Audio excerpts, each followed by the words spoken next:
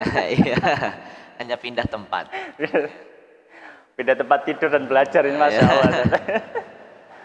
Antum selama di Yaman ini belajarnya gimana? Maksudnya apa namanya? Kalau antum lihat di sana itu apa nggak jauh beda sama model pendidikan di Indonesia, ngajinya, terus sekolahnya gitu. Jadi kebetulan selama dari awal kami datang itu kami tinggal di satu kota yang dikenal dengan kota Ma'rib dan di satu tempat yang disebut dengan Markas Darul Hadis. Markas Darul Hadis ini yang belajar itu adalah satu keluarga. Jadi yang belajar bukan hanya anaknya atau bapaknya atau ibunya tapi semuanya. Semuanya satu iya, keluarga. semuanya. Jadi kalau pagi itu kosong rumah. Karena memang disediakan rumah-rumah tempat tinggal untuk para keluarga untuk belajar. Gitu. Jadi yang perempuan juga ada, yang laki-laki juga ada, anak-anak semua diberi tempat.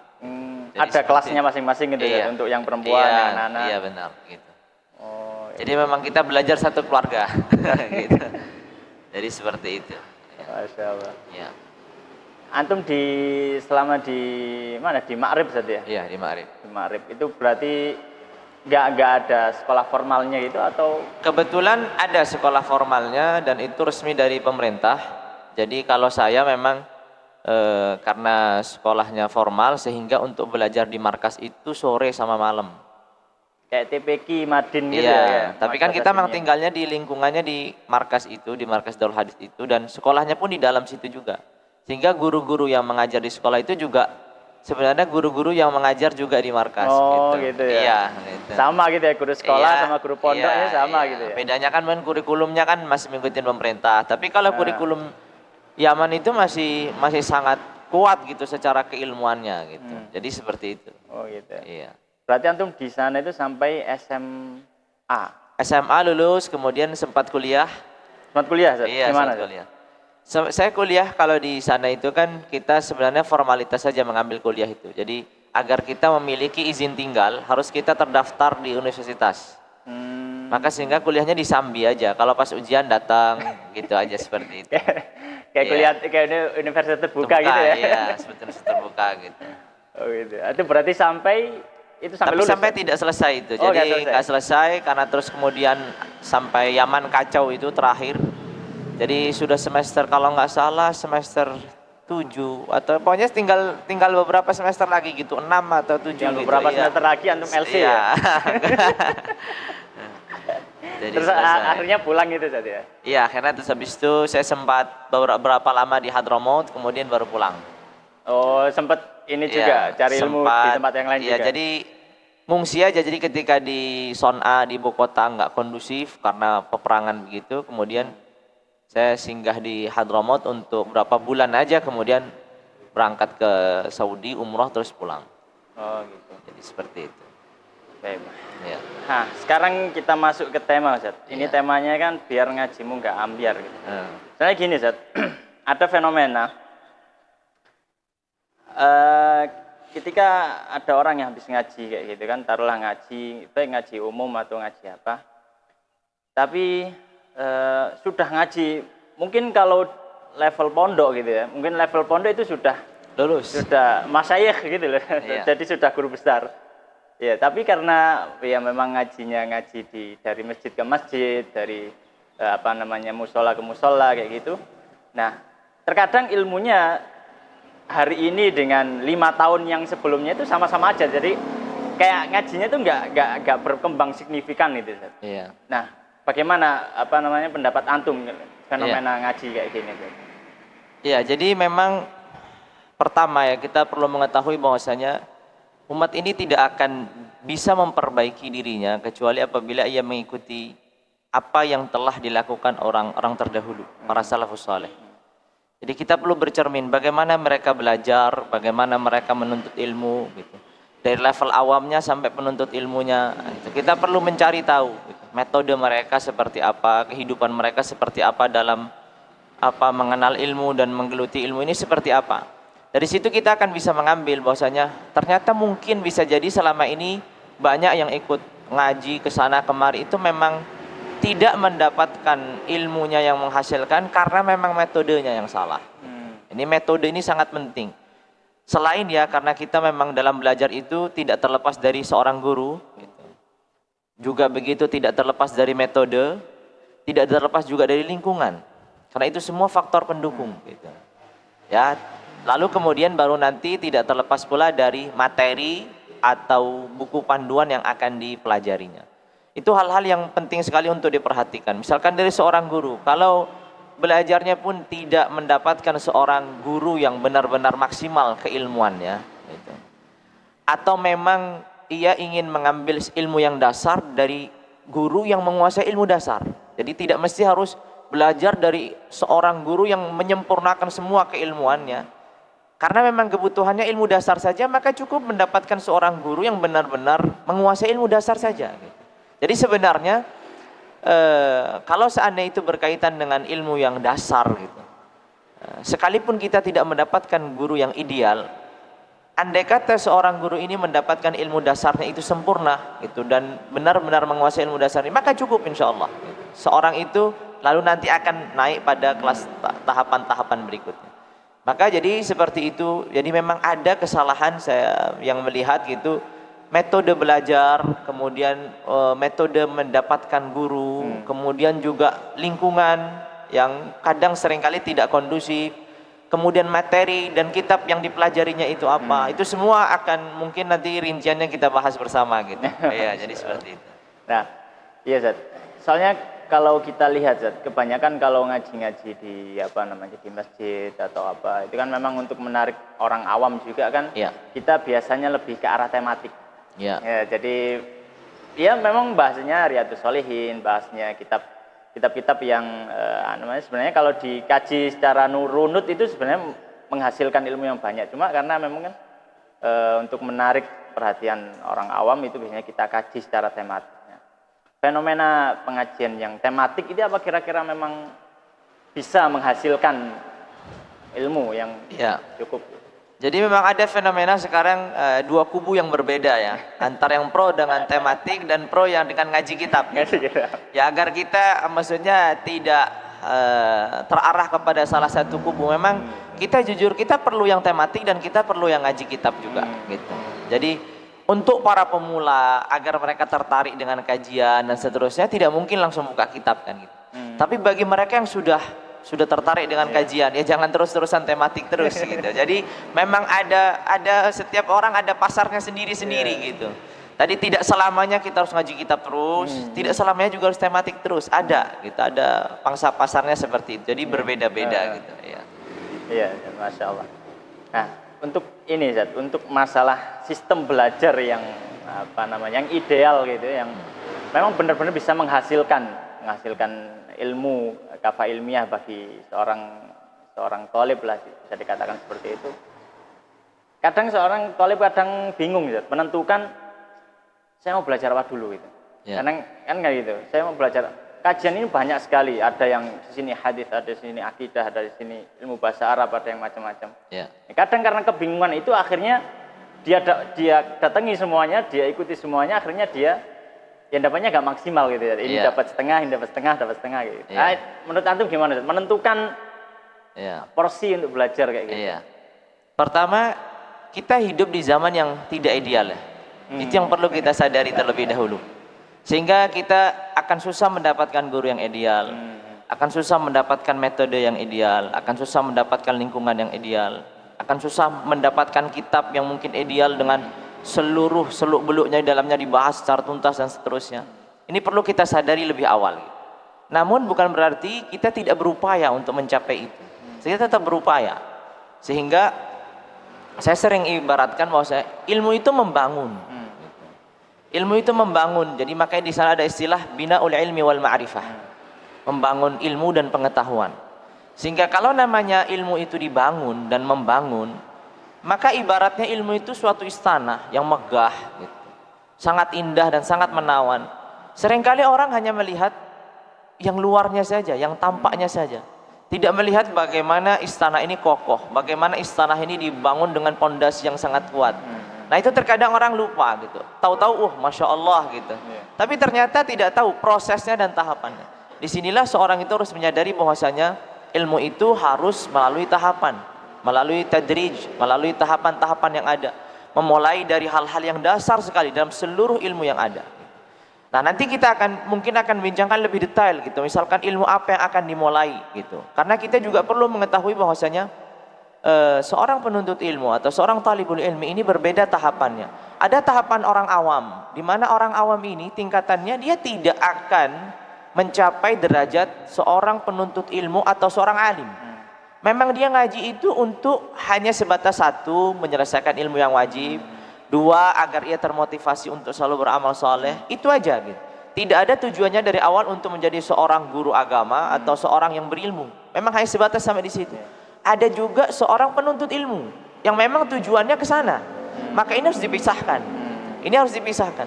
Misalkan bagi seorang awam gitu. Bagi seorang awam yang memang ngajinya misalkan seminggu sekali gitu kan, seminggu 2 kali, 3 kali, memang tidak rutin karena kesibukannya. Memang tidak dikosongkan waktunya untuk belajar karena memang tujuannya bukan itu gitu. Tujuannya hanya sebatas menuntaskan yang wajib, kemudian motivasinya untuk perjalanan menuju akhirat. Sehingga ini apa yang dituntaskan bagi orang awam ini? Yang dituntaskan bagi mereka adalah ilmu yang wajib. Jadi fenomena sekarang itu semangat orang-orang awam untuk ikut hadir dalam kajian-kajian ilmu. Terkadang juga semangat ini melampaui kemampuannya gitu. Dan melampaui apa sih tujuannya dalam mengaji gitu. Apakah tujuannya akan menyaingi ustadz yang mengajarnya itu? Gitu kan menjadi masalah gitu. Makanya saya termasuk yang sedikit dalam tanda kutip keras ya ketika mendapatkan orang awam ngaji bahasa Arab, ngaji nahwu shorof. Untuk apa? Gitu. Dia akan sia-sia usianya untuk mengkaji ini dan nggak akan selesai, nggak akan tuntas. Lalu apa yang dikaji? Yang dikaji adalah bagaimana ia menuntaskan misalkan ilmu mujmalatil aqidah. Gitu. Global-global, masalah-masalah global yang secara garis besarnya itu wajib diimani secara akidah. Rukun iman yang 6. Kita kalau menyadari bahwasanya ternyata kalau rukun iman yang 6 ini, kalau kita sedikit detail aja gitu.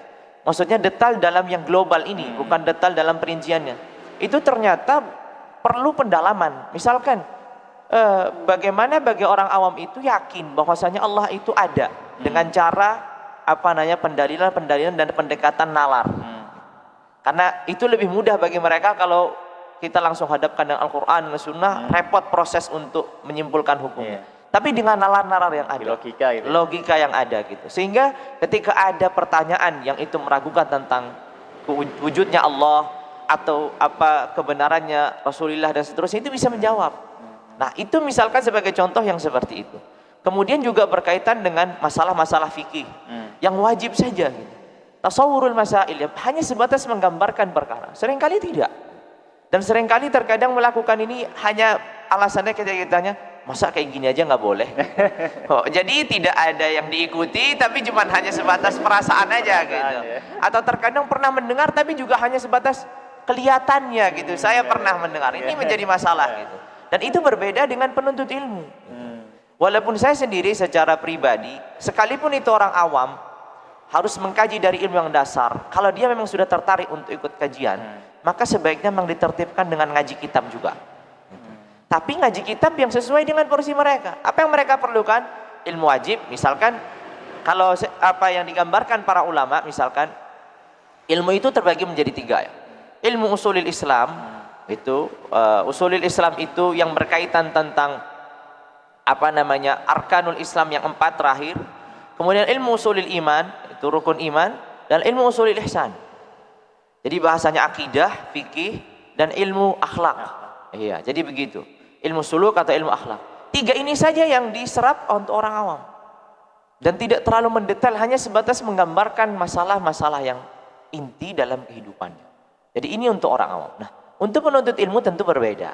Karena untuk penuntut ilmu ini lebih fokus, dan memang ia akan dikader menjadi seorang ulama, seorang ustadz. Maka sehingga harus memang ada tahapannya. Mau itu nanti fikihnya seperti apa, mau itu akidahnya seperti apa, mau nahwu, sorofnya seperti apa, terus dikaji semua bahasa Arabnya. Maka kalau orang awam sekarang ngaji bahasa Arab untuk apa? Apa fungsinya belajar bahasa Arab? Bahasa Arab itu kan fungsinya untuk menjadi penyambung. Kita mau ngomong sama siapa? Nggak ada juga. Atau fungsinya untuk membaca kitab. Untuk apa orang awam baca kitab? Gitu kan, akan menjadi masalah. Gitu. Jadi seperti itu. Gitu. Tapi kalau misalkan gini, yang menarik yang orang awam sebaiknya nggak belajar bahasa Arab gini, kan? Iya. Saya kadang memang beberapa teman-teman yang mungkin sudah lama ngaji gitu, Ustaz.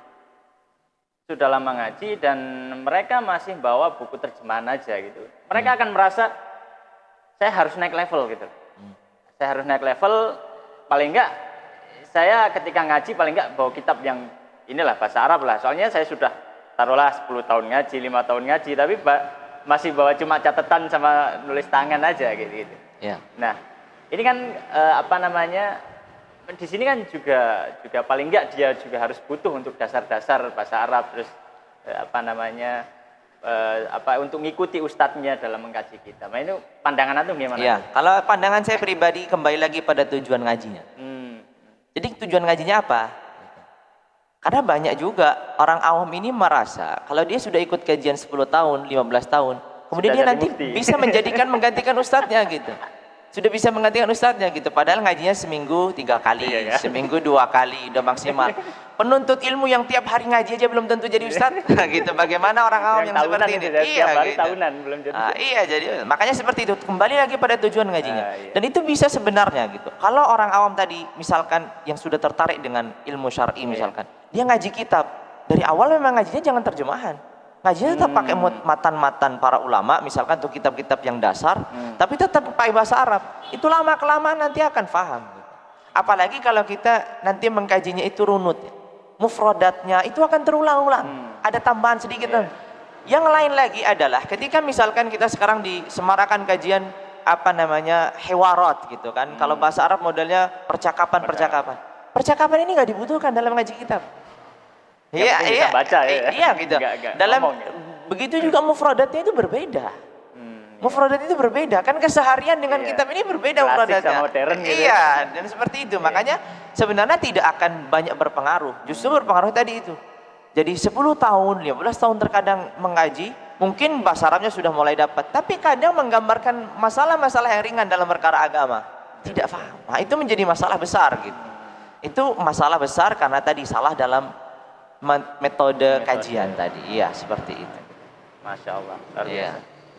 Nah, kalau tadi kita sudah banyak bahas tentang orang awam gimana sih supaya dia ngajinya itu benar-benar menghasilkan kayak gitu. Jadi memang dia harus fokus pada apa yang dia bisa amalkan gitu ya. Karena dia butuhnya untuk beramal, bukan untuk ngajarkan orang lain kan gitu. Nah, sekarang untuk penuntut ilmu yang memang dia dididik di pondok ya, atau taruhlah tempat pendidikan seperti itu, tujuannya memang untuk mengajarkan ilmu yang didapat kepada orang lain. Nah, ini kan seperti yang antum katakan tadi, prosesnya berbeda. Iya, benar. Nah, ini gimana, Zat? Menurut antum proses yang berbeda ini di sisi sebelum mana sampai kepada penuntut ilmu, saya sebenarnya memiliki cita-cita untuk orang awam ini agar metode pembelajarannya juga rapi. Cita-cita saya adalah bagaimana kita nanti dilahirkan dari para penuntut ilmu ini. Gitu. Jadi karena penuntut ilmu ini kan kemampuannya juga beragam. Ada yang nanti akan menguasai rincian perkara masail yang bermacam-macam. Ini nanti tugasnya nanti fatwa dan ilmu dan seterusnya. Ada yang tugasnya dia hanya bisa menjelaskan perkara-perkara yang ringan dan dasar kepada orang awam. Sehingga cita-cita saya adalah orang awam ini ngajinya juga dirapikan. Salah satu bentuk caranya adalah misalkan kajian-kajian yang bentuknya ramai, dihadiri banyak orang, itu kan sebenarnya tidak efektif. Tablik akbar gitu. Iya, tablik akbar. Dia efektif mungkin untuk motivasi lah, oke, gitu, untuk ini semangat bagus. Branding tempatnya. Iya, dan seterusnya. Tapi kalau untuk dia nanti mengkaji hal-hal yang detail atau rinci dalam perkara sholat, fikih ibadah dan seterusnya, ini perlu fokus, perlu diulang-ulang gitu. Dan perlu kelas yang terbatas, bukan lagi kelas yang banyak yang hadir 100, 200. Jadi cukup 5 orang sampai 10 orang dari rumah ke rumah. Jadi ini sebenarnya angan-angan saya seperti itu gitu. Saya melihat ada beberapa misalkan lembaga kita ibaratnya seperti anak-anak belajar baca tulis. Kan ada les-les seperti itu gitu. Jadi les agama yang dia hanya sebatas 3 orang, 5 orang, tapi fokus dan menuntaskan ilmu yang wajib gitu. Dan ini insya Allah kalau dengan cara ini tentu butuh kader yang banyak gitu. Ya maka insya Allah bisa tuntas gitu. Jadi nanti kajian-kajian yang di masjid itu hanya untuk motivasi saja gitu. Tapi kajian-kajian yang bentuknya wajib itu sudah dituntaskan dalam level tadi. Tapi tentu ini masyru' besar gitu, perlu waktu yang panjang gitu. Cita-cita saya seperti itu. Nah kalau untuk masalah penuntut ilmu memang Penuntut ilmu ini memiliki proses yang panjang. Karena tadi ya, ilmu itu kan membangun istana. Saya katakan bangun istana bukan rumah. Karena ilmu ini memang megah dan mewah. Dan memang mulia dan agung. Sehingga membangunnya prosesnya panjang. Seperti orang bangun istana kan gak cepat. Dan mulai dari yang paling dasar, pondasinya, kemudian akan memulai mana yang paling penting untuk dibangun awal, tiang-tiang misalkan, ngecor dulu mana yang dicor dan seterusnya, tidak langsung tiba-tiba membangun kamar, membangun apa gitu. Seperti itu juga para penuntut ilmu. Nah, para penuntut ilmu apa yang diperlukan? Apa yang diperlukan di awal belajarnya? Kalau di awal dia melangkah belajar, maka dia akan posisinya seperti orang awam tadi, yaitu menuntaskan ilmu wajib dulu. Jangan sampai penuntut ilmu dari awal langsung belajar nahwu, sorof dan seterusnya. Dia harus tuntas dulu ilmu wajibnya. Kalau ilmu wajibnya sudah tuntas, silahkan berikutnya memiliki belajar yang macam-macam. Tapi sekali lagi, apabila kita ingin belajar kita itu maksimal, maka belajarnya harus secara bertahap dan terus nyambung. Karena salah satu keutamaan atau keunggulan syariat ini atau ilmu agama Islam ini yang terus-menerus diwariskan adalah ilmu itu saling bersambungan, tarabut, ada keterikatan antara satu dengan yang lain, maka tidak bisa dipisahkan. Begitu juga ilmu ini harus dituntaskan, tidak bisa setengah-setengah, ngambil dari kitab ini bab ini aja, habis itu lompat lagi bab ini saja, itu nggak bisa, akan saling berkaitan. Maka sehingga itu penting sekali bagi penuntut ilmu. Nah, ini tentang masalah penuntut ilmu yang ada di pondok atau yang di beberapa tempat seperti itu, tempat-tempat pendidikan memang kaderisasi kayak gitu. Iya. Ini kalau saya memandangnya itu ada sedikit perbedaan antara model jamiah sama model pondok tradisional yang akademisi yang model universitas. Gitu. Jadi kalau yang model universitas itu kan modelnya kayak gimana caranya kita dapat nilai kemudian SKS terpenuhi. Iya. Kayak gitu, Zat. Nah, terkadang itu tidak tidak melihat kepada runutan, bahkan terkadang satu semester dengan semester lain itu kadang beda kitabnya kayak gitu. Bahkan bukan cuma kitabnya yang beda, mungkin mazhabnya juga beda gitu. Tapi pembahasannya masih satu karena memang tujuannya adalah babnya itu bukan kitabnya kayak gitu. Yeah. Sedangkan kalau di pondok kan biasanya memang dari kitab ke kitab kayak gitu. Yeah. Nah, kitab kemudian naik ke kitab berikutnya, kemudian naik gitu. Sampai selesai satu kitab baru baru datang ke kitab berikutnya dan seterusnya. Nah, ini pandangan antum antum pribadi ya. Melihat fenomena belajar yang seperti ini mungkin ada kekurangan di sini, kelebihan di yang lain. Jadi seperti apa yang saya katakan tadi di awal bahwasanya umat ini tidak akan bisa menjadi umat yang baik tanpa ia melihat para pendahulunya. Metode mereka belajar seperti apa dan seterusnya. Dengan catatan kita juga tidak menafikan perkembangan zaman dengan kemudahan metode yang beragam, dengan sistem yang beragam dan seterusnya. Tapi ini yang saya amati setelah sekian lama ya, kemudian saya tinggal di Yaman, kemudian balik. Begitu juga perkembangan pondok pesantren. Jadi seperti antum tadi kan bandingkan mungkin pondok pesantren kemudian di universitas seperti apa. Yeah. Mungkin antum yang yang antum khususkan ini pondok pesantren yang bisa disebut dalam tanda kutip tradisional lah, atau pondok-pondok salafiyah gitu.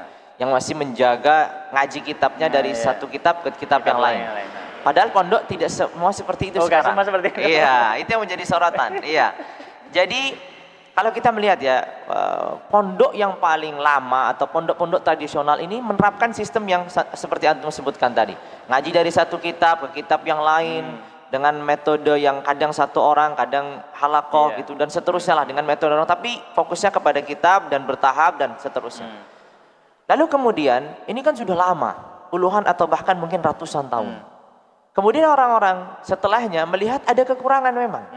Ada kekurangan yang perlu diperbaiki dan seterusnya. Gitu. Mungkin dari pengetahuan umumnya, mungkin dan seterusnya. Akhirnya update lah gitu, metodenya, sistemnya gitu. Adalah berkembang pondok-pondok modern. Gitu kan. Pondok modern yang berusaha untuk menggabungkan antara ilmu agama dengan ilmu umum gitu kan, digabungkan dan seterusnya gitu. Akhirnya berkembanglah dan marak di mana-mana gitu. Setelah sekian lama ternyata pondok modern ini memiliki kekurangan juga gitu. Akhirnya datanglah orang-orang menginginkan sesuatu yang lebih gitu sempurna. Karena mungkin waktu itu juga semarak, saya masih ingat mungkin 20 tahun atau 15 tahun yang lalu, semangat untuk membuka misalkan pondok-pondok tahfidz Al-Quran. Jadi tidak kepada pondok-pondok salafi yang fokus kepada ilmu kitab gitu, tidak juga modern yang menggabungkan antara ilmu thaqafah Islamiyah dengan pengetahuan Islam dengan pengetahuan umum, tapi justru cenderungnya ke Al-Quran. Iya, mereka merasa ini Al-Quran nggak digarap sama pondok salafiyah, juga tidak digarap sama pondok modern. Gitu. Akhirnya ini kurang di Al-Qurannya. Berkembanglah rumah tahfidz, Darul Quran, rumah Quran di mana-mana, kan seperti itu. Ternyata setelah itu muncul lagi fenomena yang lain. Gitu. Ternyata sekarang sudah mulai banyak rumah Al-Quran, hafal Quran, dan seterusnya. Akhirnya ternyata menyadari kekurangan. Ternyata Al-Quran itu nggak hanya sebatas menghafal, nggak hanya sebatas menyelesaikan Al-Quran. Ternyata ada metode pengucapan huruf dan seterusnya. Akhirnya lah datang yang disebut dengan brand ya, sekarang diangkat jadi merek bersanad gitu. Nah, ini mulai lagi nih lebih menarik lagi, bukan hanya rumah Al-Quran tapi menghafal Al-Quran dengan sanad gitu kan. Jadi luar biasa. Ternyata setelah itu semua datang lagi dengan metode-metode yang baru, yang mungkin yang paling terakhir ini adalah metode mungkin ya, walaupun sebelumnya kan ada ya pondok bukan pondok modern, misalkan SMPIT, SMIT itu kan di zamannya pondok modern gitu. Pondok modern ini kan di pondok, kalau ini kan di luar gitu, tapi memadukan gitu. Jadi saya anggapnya ini sama gitu. Ketika ada Al-Quran, tahfidzul Quran, kemudian datang lagi nih yang paling mungkin terbaru, yang terakhir ini kutab. Ya, kutab-kutab yang dibangun, walaupun yang mengawali mungkin yang membomingkan Ustadz Budi Asyari, tapi sekarang sudah bukan hanya beliau gitu. Semuanya di mana-mana kutab gitu. Dan ini kutab ini kan hanya waktu kelas tingkat SD. Setelah itu mau kemana?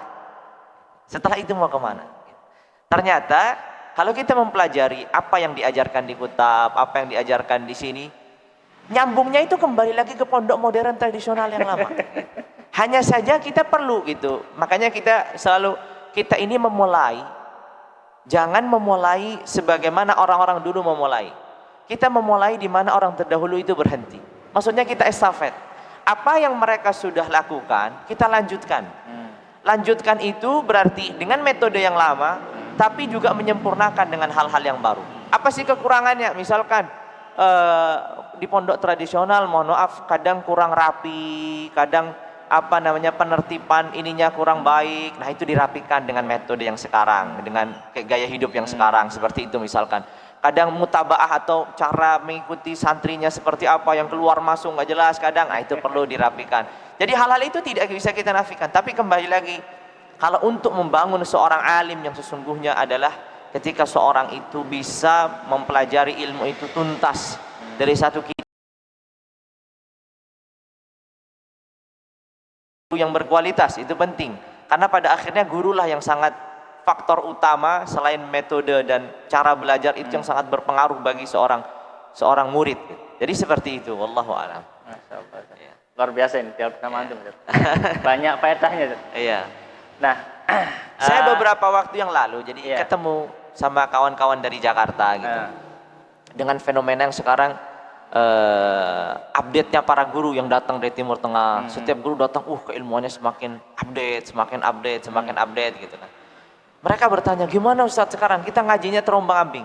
Setiap datang guru lagi, kita condong ke sana. Ini luar biasa ilmunya gitu. Datang lagi yang baru lagi, datang lagi.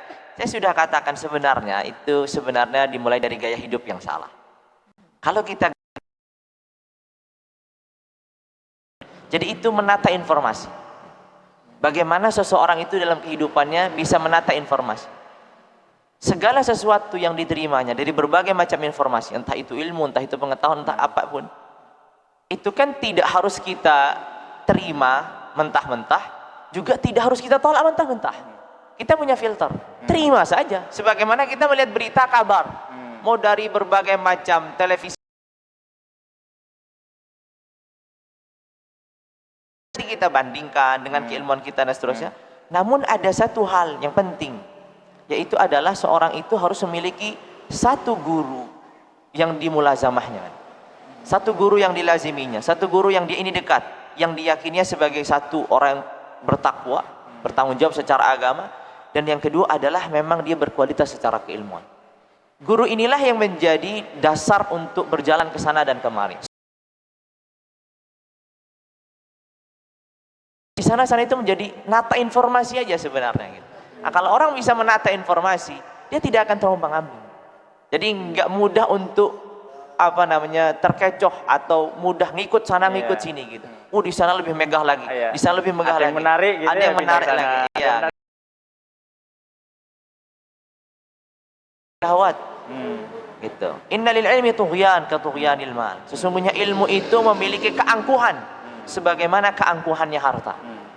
Kan kalau kita lihat di sana kita bisnisnya lebih prospek nih, kita lari ke sana. Di sana lebih prospek, lari ke sana.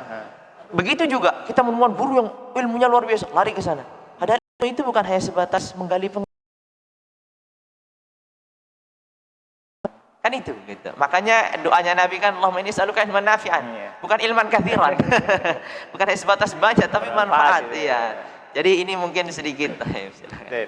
Ini Zat, ini kan antum kan sudah cukup lama gitu.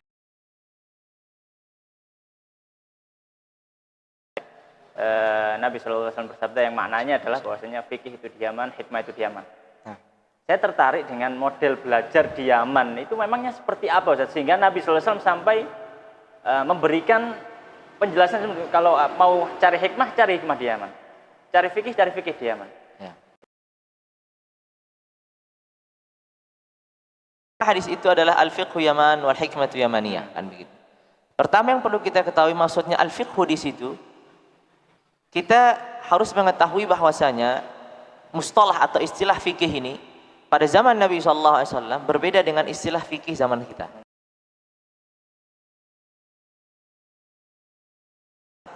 Di zaman Nabi SAW, istilah fikih itu adalah kembali kepada istilah bahasa Arab, bukan kepada istilah orang-orang para ulama yang berikut yang mengkhususkan ilmu fikih itu dalam ibadat, muamalat dan seterusnya gitu kan penjawab.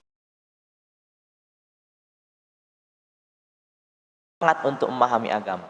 Begitu juga al-hikmah. Hikmah sini maksudnya adalah kebijakan dalam bersikap dan seterusnya. Jadi itu pertama maksudnya Nabi SAW. Namun metode yang diterapkan selama kami di Yaman itu memang sangat ke Yaman, kita akan mengira bahwasanya nanti di Yaman itu metode pembelajaran seperti di Indonesia dengan kelas-kelas, dengan tahapan-tahapan yang 1 tahun dan tidak naik kelas dan seterusnya begitu, seperti itu. Tapi ternyata justru metode kami di Yaman itu belajar seperti metode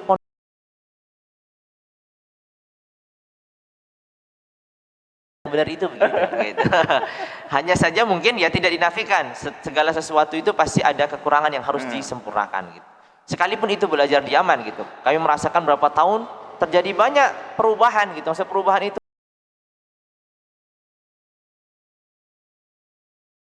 halaqah dengan sistem satu kitab menuju kitab yang lain, dengan sistem tidak membedakan usia tergantung kemampuan seseorang. Berarti yang dilihat kemampuannya, Bu. Iya, kemampuan, tidak usia. SD pun bisa duduk di iya, SMA gitu. Iya, saya ingat sekali. Suatu saat saya masih waktu SMA karena hanya ada 2 kelas, kelas yang atas, kelas yang para senior dan kelas yang junior. Kelas yang junior ini pemula sekali. Alhamdulillah pada waktu itu saya sudah banyak belajar kitab-kitab yang di kelas senior gitu kan. Walaupun saya masih SMA pada waktu itu.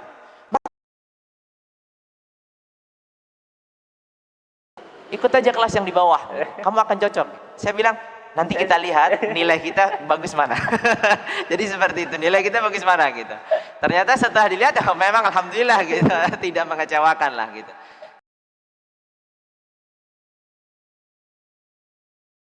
Sudah belajar kitab apa aja agar bisa duduk di kitab yang berikutnya gitu. Bahkan satu kitab bisa terulang 5 kali, 4 kali. Itu biasa sekali. Biasa ya? Iya. Dan itu yang kita budayakan dan kita biasakan bahwasanya orang nggak naik kelas itu bukan sebagai hukuman.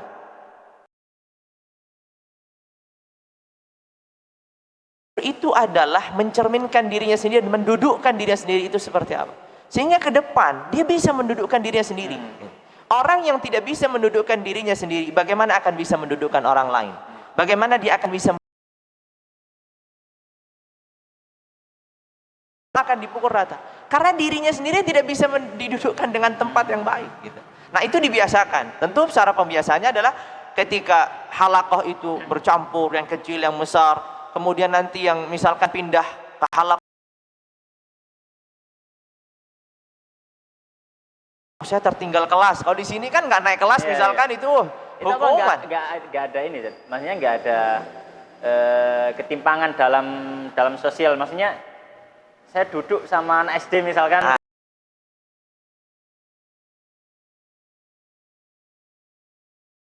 Itulah membangun bi'ah. Itulah membangun kondisi dan keadaan. Kalau kita sudah bisa membangun lingkungan, maka itu semua terhilangkan dengan sendirinya. Gitu. Saya sudah katakan tadi, saya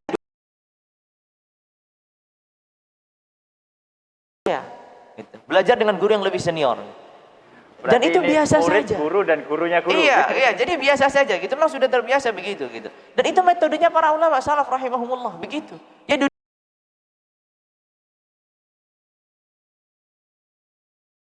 sampai dia mempelajari suatu ilmu itu dari yang lebih senior, dari yang lebih junior, dan dari yang setara. Jadi kalau kita sudah mampu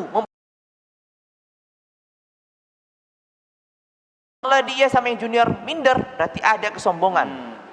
Kalau dia dengan yang setara juga nggak mau, berarti ada persaingan yang nggak baik. Jadi ada su'niyah di sini.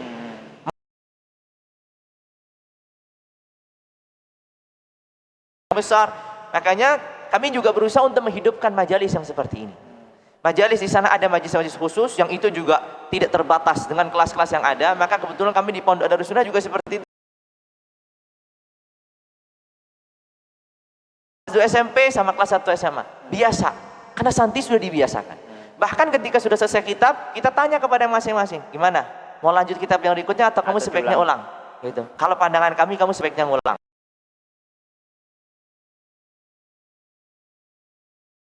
Dan ini bagi saya selain ada tahapan yang baik dalam belajar, itu juga tarbiyah bagi dirinya. Dia bisa mendudukkan, bercermin. Oh, saya memang bukan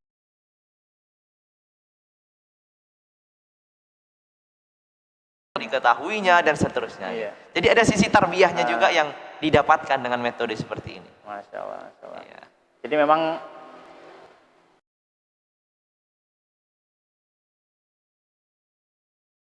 kelas kitab ini gitu. Ya, misalkan nahwu, misalkan dimulai dari ajrumiyah misalkan. Itu dasar sekali masalah ajrumiyah misalkan. Nanti kemudian naik misalkan mutammimah ajrumiyah.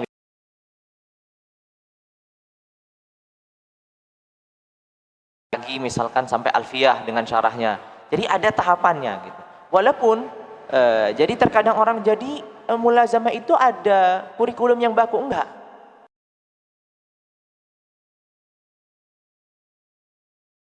Usahakan jadi dinamis saja gitu.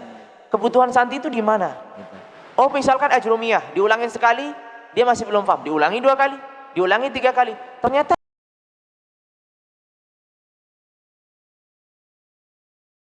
yang lebih mudah gitu. Misalkan sebagai contoh gitu. Misalkan ada kitab yang lain yang ditulis Syekh Sulaiman Al-Uyuni, Sulaiman bin Abdul Aziz Al-Uyuni misalkan,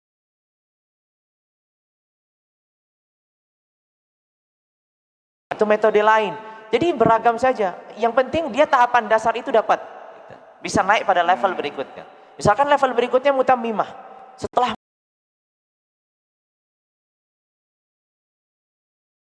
cari kitab yang lain. Tapi levelnya masih sama. Kitabnya juga kitab turath. Maksudnya kitab literasi yang dipelajari juga. Bukan lebih condongnya kita berupaya untuk tidak menggunakan kitab kontemporer.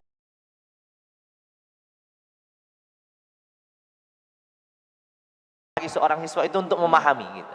Makanya kitab dicarikan kitab yang lain, misalkan pakai Muqaddimal Azhariyah yang masih selevel misalkan. Dan seterusnya. Qatar misalkan sudah berkali-kali nggak bisa, mungkin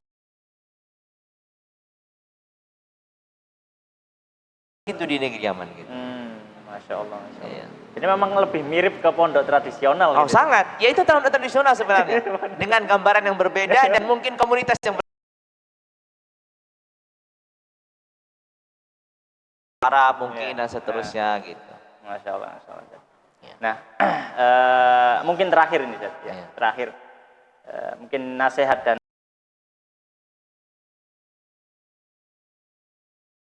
awam lah, terlalu awam. Kemudian juga untuk yang levelnya ini level santri atau penuntut ilmu gitu. Supaya mereka benar-benar paham, oh gimana cara menata bangunan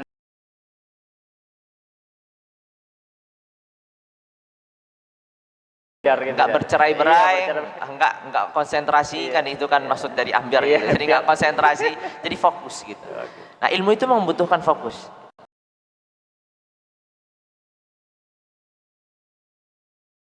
Karena dia memotivasi untuk beramal soleh, bagaimana memutuskan ilmu yang wajib, maka dahulukan ilmu yang paling penting dalam kehidupan ini. Ada ilmu-ilmu yang fardhu ain, yang harus.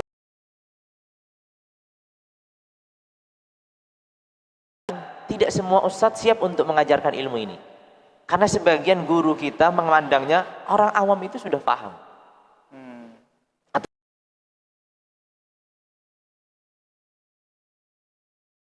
Yang dasar mereka belum paham, karena ngajinya rame gitu kan. Kadang pas ini ngantuk, pas ini pergi kemana, pas ini, jadi tidak tersampaikan secara tuntas. Itu perlu pengulangan.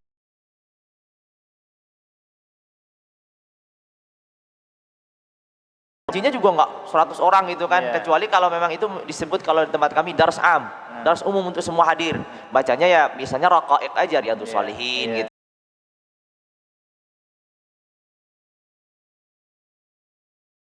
Terbatas 15, 10, 20 orang. Kalau orang awam bisa begini juga, halaqah gitu. Dibuat seperti ini maka sangat luar biasa gitu. Jadi memulai dari hal-hal yang dasar gitu.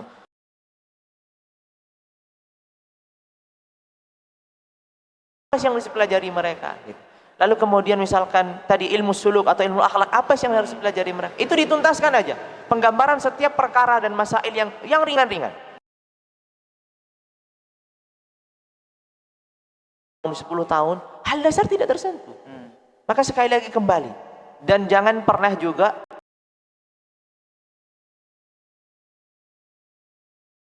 memposisikan dirinya. Dia tidak tahu kalau dirinya tidak tahu. Wa min a'jabil asya'i annaka la tadri wa annaka la tadri bi annaka la tadri. Nah, gitu.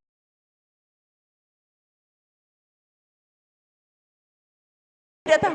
Itu menjadi masalah kan, dikatakan itu namanya jalun murakkab gitu. Ya kuadrat gitu, merasa dia sudah belajar banyak sehingga masa kita belajar lagi kepada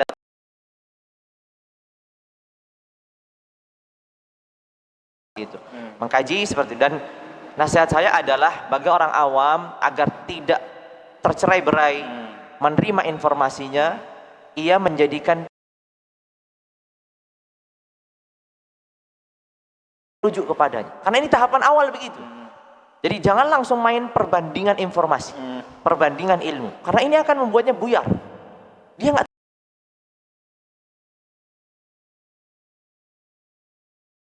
dibantah lagi. Akhirnya terombang-ambing terus.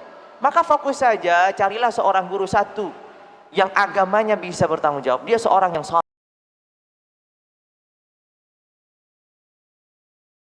Dan maksud saya di sini berilmu tidak lazim, tidak harus ya ini ilmunya sampai tumpah-tumpah gitu bahasanya.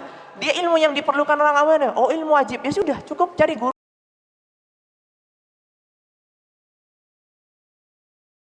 Dua itu sudah cukup. Sedangkan yang lain silahkan ikut kajian dimanapun monggo saja gitu. Tapi itu tidak menjadikan pedoman, tidak menjadikan rujukan. Ya, camilan gitu. Iya, itu jadi tadi.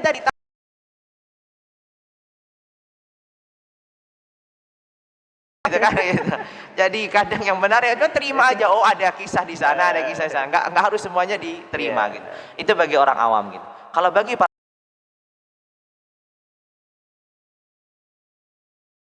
maka hendaknya mereka, kalau mereka sedang di awal dalam tahapan mencari gitu, atau orang tua yang mencari anak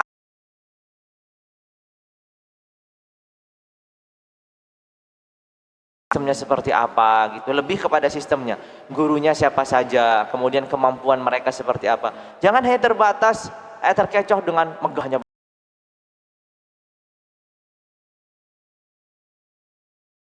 outbound di luar, di sana kegiatan yang macam-macam. Mungkin justru tidak membangun seorang talibul ilmi gitu. Yang harusnya nggak jadi santri gitu. Jadinya yang lain-lain gitu.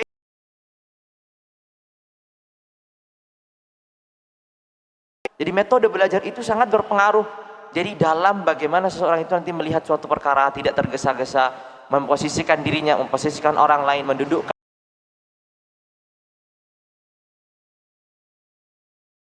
ngajari seperti ini akan bisa gitu. Karena saya memiliki pengalaman gitu. Ada saya nggak tahu ini boleh nggak diceritakan, tapi semoga orangnya nggak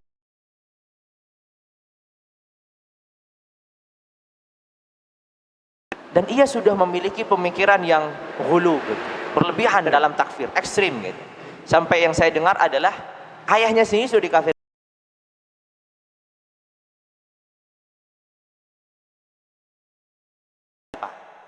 Tiba-tiba datang apa namanya di usia yang sudah cukup tua, maksudnya ini levelnya sudah kelas 3 SMA.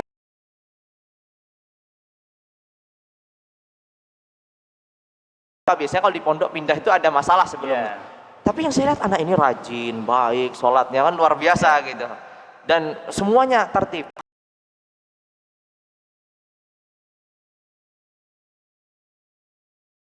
Kita mungkin bisa jadi di pondok sebelumnya, anak ini haus dengan ilmu, haus dengan pengetahuan. Tidak ada yang bisa memberikannya.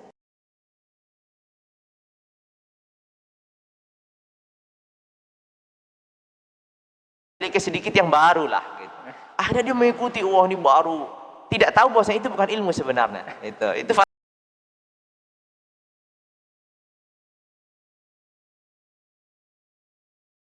Itu karena mendengar tentang pondok kami gitu, diajarkan ilmu resursnya, akhirnya dia nggak apa-apa lah, saya keluar dari pondok ini, tapi saya harus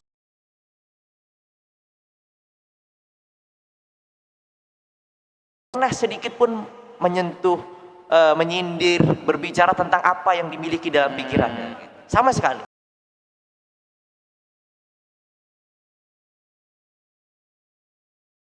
Aku sendiri nggak tahu. Tapi kita tidak tahu, itu tidak menunjukkan kepada dia ya, kepada seluruh santri gitu. Kan dengan sendirinya gitu, makanya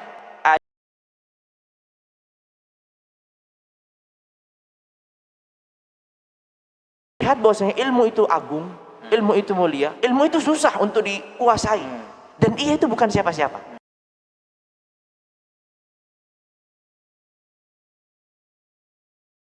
Dia mudah sekali untuk memposisikan dirinya. Jadi kalau seorang menuntut ilmu, satu tadi, memilih seorang guru itu penting.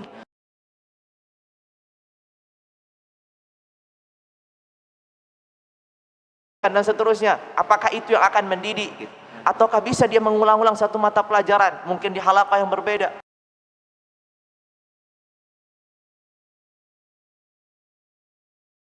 Sekarang kan pendidikannya jadi bisnis gitu.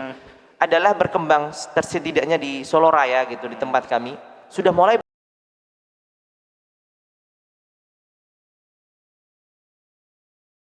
upaya tradisional dengan upaya menghindari kesalahan-kesalahan yang ada gitu. Misalkan diisi dari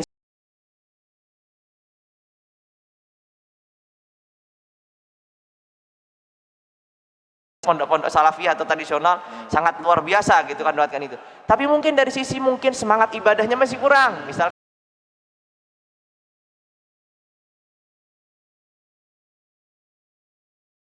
ya ba'diyahnya dari mana, mereka itu menjaga apa namanya marwahnya sebagai seorang santri. Itu yang kita ini. Saya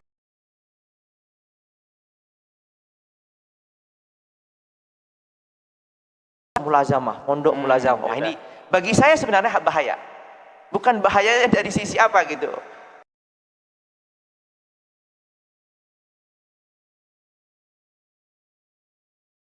Apa itu mulazamah? Yang penting jualan aja gitu. Ini repot itu. Jadi seperti itu nasihat saya, dan butuh waktu yang lama, butuh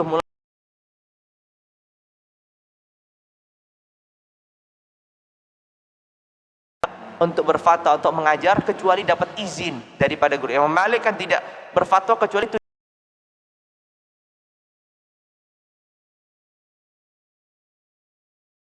menjadi masalah gitu. Jadi seperti itu, wallahu a'lam bishawab. Masyaallah, jazakumullah khairan atas faedahnya yang luar biasa ini. Dan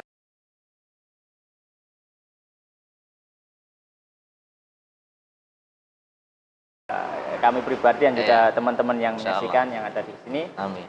Dan mungkin kita tutup dengan doa kafaratul majelis.